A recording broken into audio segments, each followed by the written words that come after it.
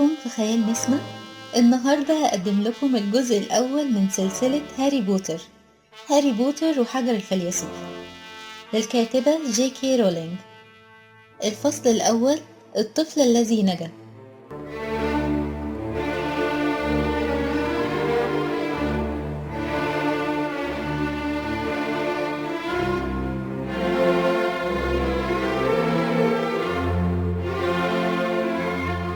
تفتخر أسرة دارسلي والتي تقيم في المنزل رقم 4 بشارع برايفت درايف بأنها أسرة طبيعية، وهي فعلا كذلك.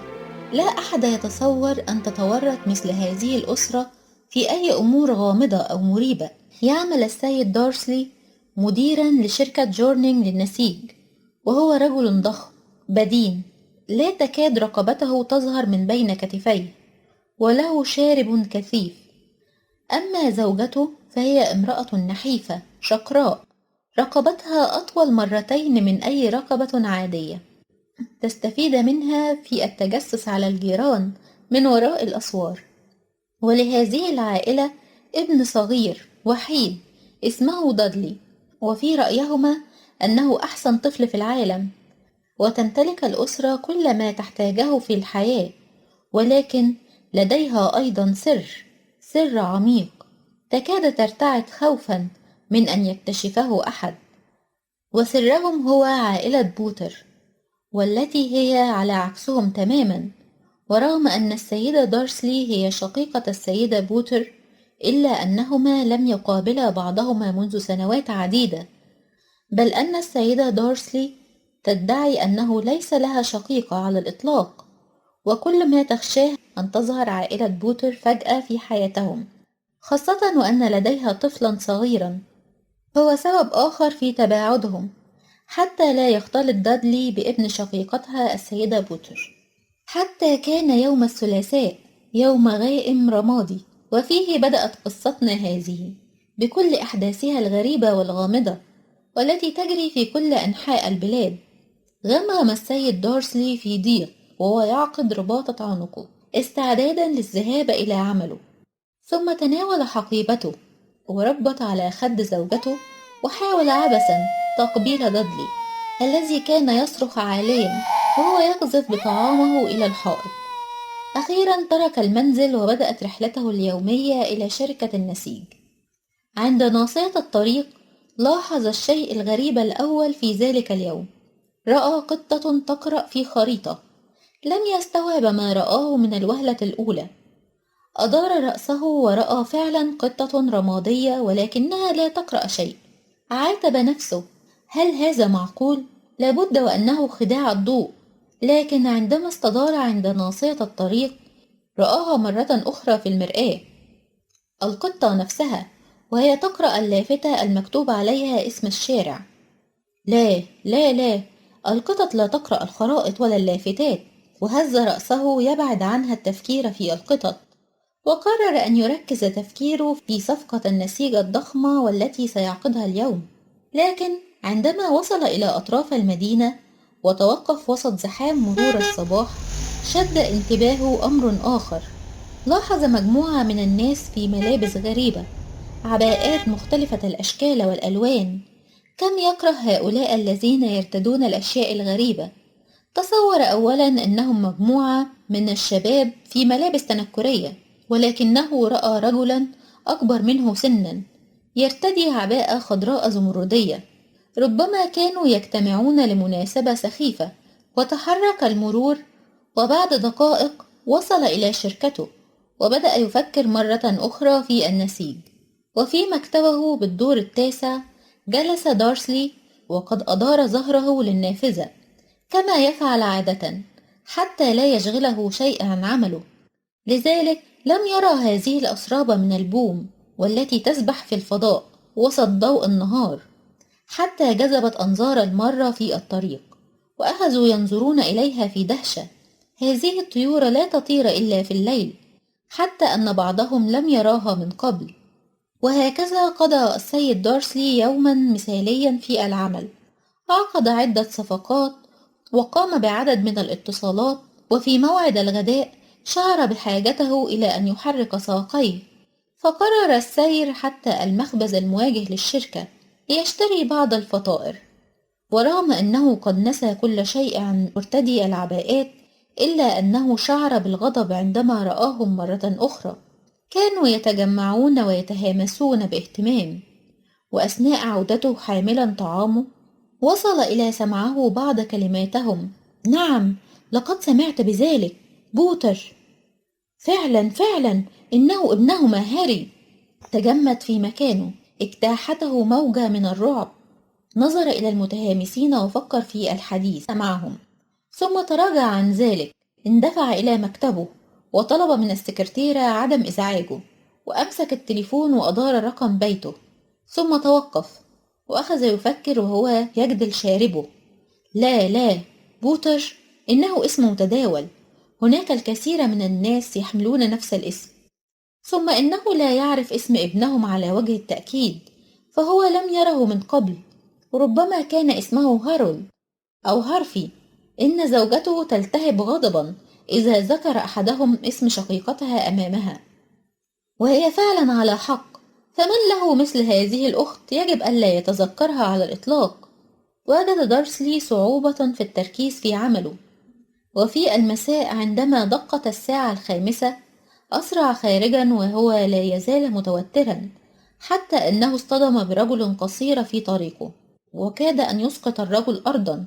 ولكن الرجل، والذي كان يرتدي عباءة قرمزية، لم يشعر بأي غضب، بل على العكس ابتسم ابتسامة واسعة وقال له: لا تعتذر يا سيدي، لا شيء يمكن أن يتسبب لنا في أي مضايقات، وحتى أنتم أيها العمة يجب أن تحتفلوا بهذا اليوم السعيد السعيد جدا.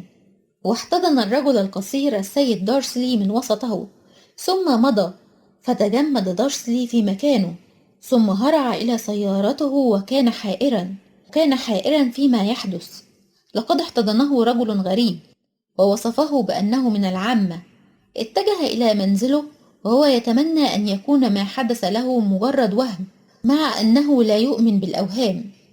عندما توقف السيد دارسلي عند منزله رقم 4 شارع برايفت درايف، كان أول ما وقعت عليه عيناه هي القطة الرمادية التي رآها في الصباح، ولكنها هذه المرة تجلس على سور حديقته، ولم يكن لديه شك في أنها نفس القطة.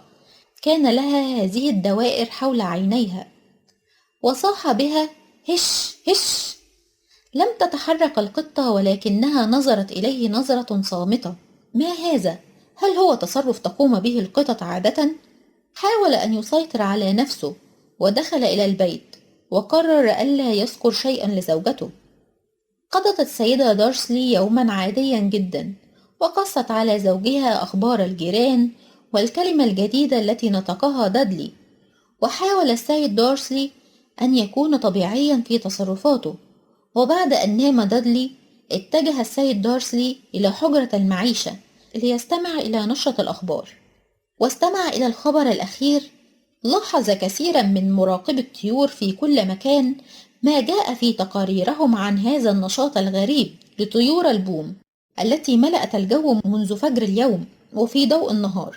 ولا يعلم المراقبون الأسباب التي أدت إلى أن تغير هذه الطيور من طبيعتها الليلية. وابتسم المذيع وقال معلقا: أمر غامض غريب. والآن إلى النشرة الجوية مع الزميل جيم ماكوفين. هاي جيم، هل يوجد المزيد من أسراب البومة غدا؟ قال لقارئ النشرة تيد: الحقيقة لا أعرف شيئا عن ذلك، لكن أشياء غريبة أخرى قد حدثت اليوم في كنت ويوركشاير ودوندي. وصلت الكثير من الاتصالات التليفونية تقول إنه بدلا من الأمطار التي توقعناها بالأمس، أمطرت السماء سيلا من الشهب المتساقطة، وكأنها احتفالات ضوئية. وعلى كل حال، فمن المتوقع أن تكون الليلة رطبة وباردة. تجمد السيد دارسلي في مقعده، شهب متساقطة وبوم في ضوء النهار وأشخاص في عباءات ملونة في كل مكان، وهمس يدور حول آل بوتر. دخلت السيدة دارسلي وهي تحمل كوبين من الشاي. لابد أن يحدثها، أن يخبرها بشيء مما حدث. سأل بصوت منخفض وقال: عزيزتي، عزيزتي بتونيا، هل وصلتك أخبار من أختك مؤخرا؟ ظهرت الصدمة والدهشة على وجهها تماما كما توقع، وقالت بحدة: لا. لماذا؟ غمغم السيد دارسلي: أخبار غريبة كثيرة، ألبوم والشهب المتساقطة وأناس في ملابس غريبة. فكرت أن يكون لها صلة أنت تعرفين. شربت السيدة دارسلي الشاي في صمت، وتساءل زوجها هل يخبرها بما سمعه من همس، لكنه لم يجرؤ، وبدلا من ذلك سألها: ابنها هل هو في عمر دادلي الآن؟ ردت بجفاء: أظن ذلك. سألها: هل اسمه هوارد؟ قالت: لا، هاري. اسم سخيف على ما أعتقد. سقط قلبه في صدره وقال: نعم نعم، أوافقك على ذلك. أخيرا ذهب إلى النوم.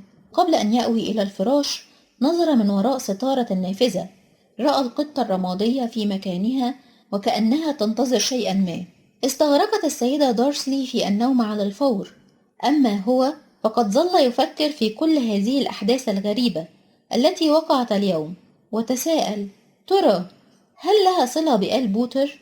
ثم تساءب وهو يفكر: حتى لو كان هذا صحيحا فلا يمكن أن يتورط فيها هو أو بتونيا، وكم كان مخطئا في رأيه هذا. أخيرا غرق السيد دارسلي في نوم قلق، لكن القطة لم تنم على الإطلاق. كانت تجلس مكانها كالتمثال، لا يطرف لها جفن رغم الأصوات التي تدور أو تتحرك حولها. ثم وفي منتصف الليل تماما بدأت التحرك. فجأة ظهر رجل عند ناصية الشارع، وكأنه خرج من باطن الأرض. ضاقت عين القطة وحركت ذيلها.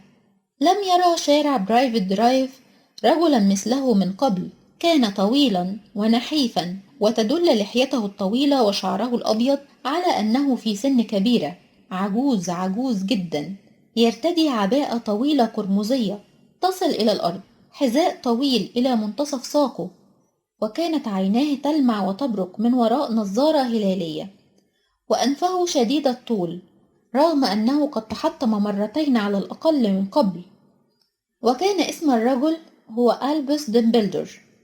لم يكن ألبس دمبلدور يدرك أنه مكروه في هذا الشارع من رأسه إلى قدميه. كان مشغولا بالتحرك في عباءته بحثا عن شيء ما، ومع ذلك شعر بأن هناك من يراقبه، ورفع رأسه فجأة فرأى القطة والتي كانت تنظر إليه من الطرف الآخر للشارع، وابتسم سعيدا وتمتم: كان يجب أن أعرف. بحث في جيوبه ثم أخرج ولاعة سجائر ورفع يده عاليا وأشعلها مرة، فانطفأ مصباح الشارع القريب، وأعاد ذلك 12 مرة، فانطفأت كل المصابيح في الشارع حتى لم يصبح شيء مضيء سوى عيني القطة التي تراقبه. ولو نظر أي شخص من النافذة ما رأى شيئا في الشارع على الإطلاق، حتى هذا الرجل الذي يتعثر في عباءته.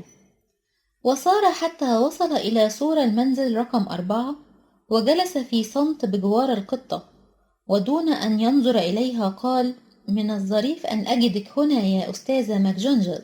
وتحول يواجه القطة، ولكنها اختفت، وبدلا منها وجد سيدة حادة الملامح تضع على عينيها نظارة مستديرة تشبه تماما تلك الدوائر حول عيني القطة، وتلبس عباءة زمردية اللون، وتربط شعرها على شكل ذيل حصان، وتبدو قاسية الملامح. سألته: كيف عرفتني؟ قال: يا عزيزتي، لم أرى من قبل قطة تجلس في مثل ثباتك. قالت: ستجلس مثلي لو بقيت طوال اليوم على هذا السور. قال: ماذا؟ طوال اليوم؟ ألم تشتركي في الاحتفالات؟ لقد مررت على عشرات المهرجانات في طريقي. قالت في غضب: نعم، الكثير من الأفراح. ألا تظن أنه من الواجب أن نكون أكثر حذرا؟ لقد لفت ذلك الأنظار إلينا، حتى هؤلاء العامة لاحظوا ما يحدث.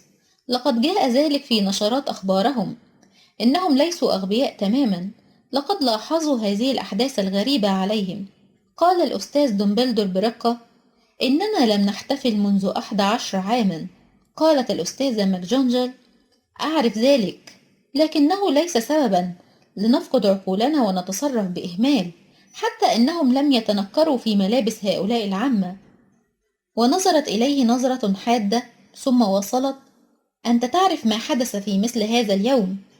تصورت لو أنه اختفى هو الآخر، أنت تعرف من. قال: عزيزتي ماكجونجل، أنت شخصية مسؤولة، لماذا تقولين أنت تعرف من؟ لماذا لا تنطقين اسمه؟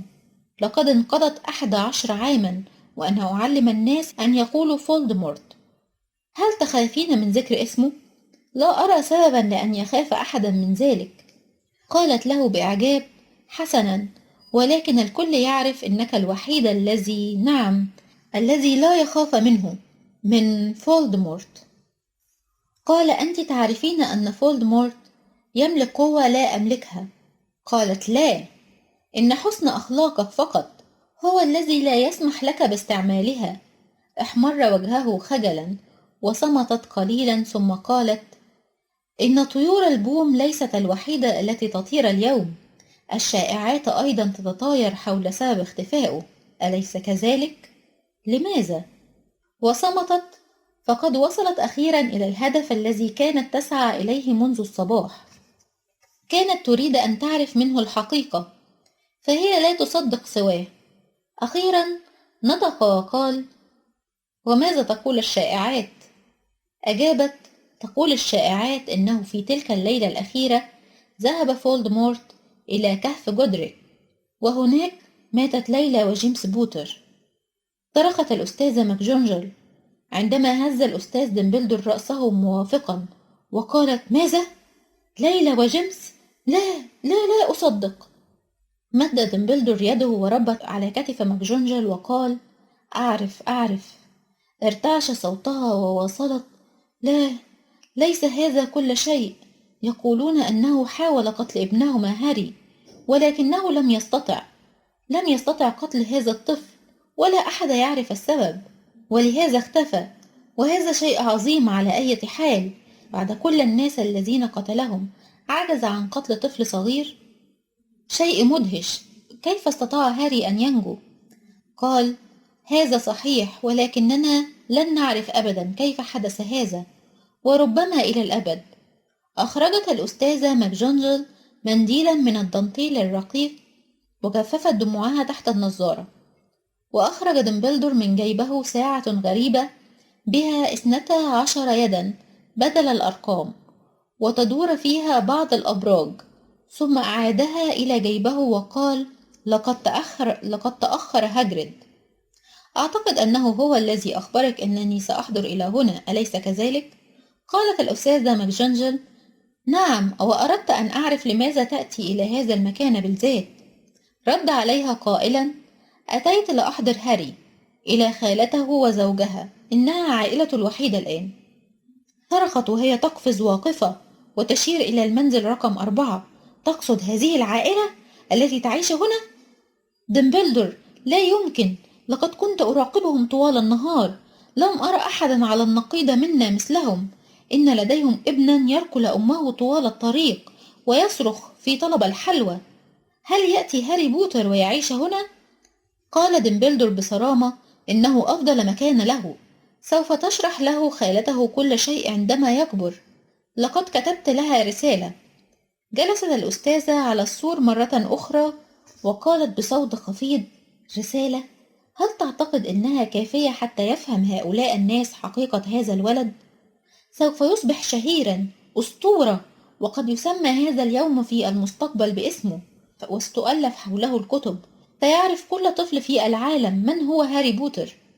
رد الأستاذ بجدية: تماما، طفل مشهور ومعروف قبل أن يمشي أو يتكلم، مشهور لسبب لا يتذكره. إن هذا كفيل بأن يدير رأس أي شخص، لذلك من مصلحته أن يترعرع بعيدا عن كل ذلك حتى يصبح قادرا على تحمله. تمتمت الأستاذة ماكجونجل وقالت: نعم، رأيك صائب تماما، ولكن كيف تحضره إلى هنا؟ رد قائلا: سوف يحضره هاجريد. صرخت الأستاذة: هاجريد؟ وكيف تأتمنه على أمرك هذا؟ قال: إنني أأتمنه على حياتي. قالت: لا أقصد أنه غير أمين، ولكنك تعرف إنه مهمل أحيانا. وفي هذه اللحظة اخترق السكون حولهم صوت دمدمة ظل يرتفع حتى أصبح كالرعد، ورفع رأسيهما ينظران إلى السماء، وفجأة ظهرت دراجة ضخمة وهبطت أمامهما تماما. ورغم ضخامة الدراجة فقد كان الرجل الذي يركب أضخم كثيرا، طوله يزيد عن طول رجلين، وعرضه يساوي 4 رجال، وشعره أشعث وغزير، وكذلك لحيته التي يختفي وجهه وراءها، وتبدو قدماه في حذائه الضخم مثل ساقي الفيل، وبين ذراعيه الضخمتين لفافة من الملاءات البيضاء. تنهد دمبلدور في راحة وهتف: هاجريد، أخيرا وصلت! ومن أين لك هذه الدراجة؟ أجاب هاجريد: استعرتها يا سيدي الأستاذ، أعارها لي سيريوس بلاك، وقد أحضرته بها كما طلبت. سأله دمبلدور: حسنا، وهل صادفتك أي متاعب؟ هاجريد: لا لا لا شيء على الإطلاق، إنه مستغرق في النوم طوال الرحلة. وانحنت الأستاذة ماكجونجل والأستاذ دمبلدور فوق اللفافة التي يحملها هاجريد، وبداخلها ظهر طفل صغير مستغرق في النوم، وتحت كتلة من الشعر الأسود الطويل ظهرت ندبة من آثار جرح في قمة رأسه تشع بالنور. وهمست الأستاذة: هل هذه هي؟ رد دمبلدور: نعم، إنها ندبة ستظل في رأسه طوال الحياة. قالت: ألا يمكنك أن تخفيها بأي شكل؟ قال: لا، أحيانا تكون هذه الندوب مفيدة. أنا نفسي لدي واحدة في ساقي، وهي على شكل خريطة مترو أنفاق لندن. والآن اعطني إياها يا هاجريد، يجب أن ننتهي من هذه المهمة. سأل هاجريد: هل يمكنني أن أودعه يا سيدي؟ رد عليه قائلا: طبعا طبعا. انحنى هاجريد برأسه ولحيته المشعثة وقبل الصغير على جبهته، ثم اعتدل وهو ينخرط في البكاء. وهمست الأستاذة: اصمت، سوف تلفت الأنظار إلينا. هاجريد: آسف، ولكن لا أتصور ما حدث. لقد مات جيمس وليلى، ثم يعيش هاري مع هؤلاء العمة. همست الأستاذة: نعم نعم، إنه أمر محزن. وربلت على ذراع هاجريد، بينما تقدم الأستاذ دمبلدور في اتجاه المنزل رقم 4، ووصل إلى سلم الباب الأمامي، ووضع أمامه اللفافة التي تحمل الطفل هاري، وسحب رسالة من جيبه ووضعها في يده، ثم عاد إلى زميليه، واهتزت أكتاف هاجريد من البكاء، وانطفأ البريق من عين الأستاذة والأستاذ.